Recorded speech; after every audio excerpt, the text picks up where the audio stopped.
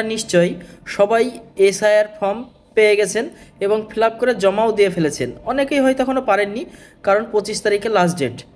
আপনাদের যে ওই ফর্মটি ফিল আপ করে বিএলওরও সাহেবকে জমা দিয়েছেন, বিএলওরও সাহেব আপনার ফর্মটি অনলাইন সাবমিট করেছে কি না আপনি কিভাবে বুঝবেন?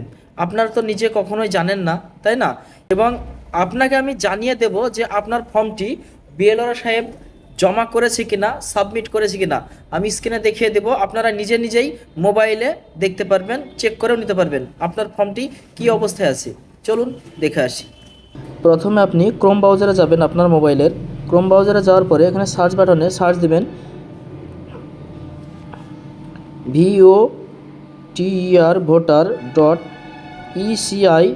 voter.eci.gov.in। এটা যাওয়ার পরে আপনার সার্চ দিবেন। সার্চ দেওয়ার পরে এরকম আপনার মোবাইলে একটা ইন্টারফেস চলে আসবে। ইন্টারফেস চলে আসার পরে আপনার যদি আগে থেকে সাইন আপ করা থাকে তাহলে সাইন আপ করে দরকার নাই, আর যদি না থাকে আপনি সাইন আপটা করে নেবেন। এখানে সাইন আপ ক্লিক করবেন। সাইন আপ ক্লিক করার পরে আপনার মোবাইল নাম্বার দিবেন। মোবাইল নাম্বার দেওয়ার পরে ইমেল অ্যাড্রেস দিলেও হবে, না দিলেও হবে। আপনার তারপর ওটিপি যাবে। ওটিপি যাওয়ার পরে কন্টিনিউ ক্লিক করবেন। কন্টিনিউ ক্লিক করার পরে আপনার মোবাইলে একটা ওটিপি যাবে। ওটিপি যাওয়ার পরে ওখানে বসিয়ে দেবেন। তারপরে আপনার সাইন আপ হয়ে যাবে অলরেডি। তারপরে আপনাকে লগ ইন করতে হবে। লগ ইনে ক্লিক করবেন। লগ ইনে ক্লিক করার পরে আপনি যে মোবাইল নাম্বারটা দিয়ে সাইন আপ করলেন সেই মোবাইল নাম্বারটা দিয়ে সাইন আপ করবে, লগ ইন করবেন। তারপরে ক্যাপচা কোড দিবেন।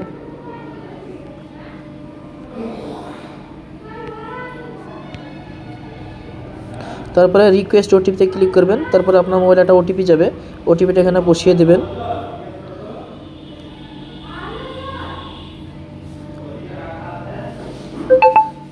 আমি ওটিপিটা বসিয়ে দিচ্ছি।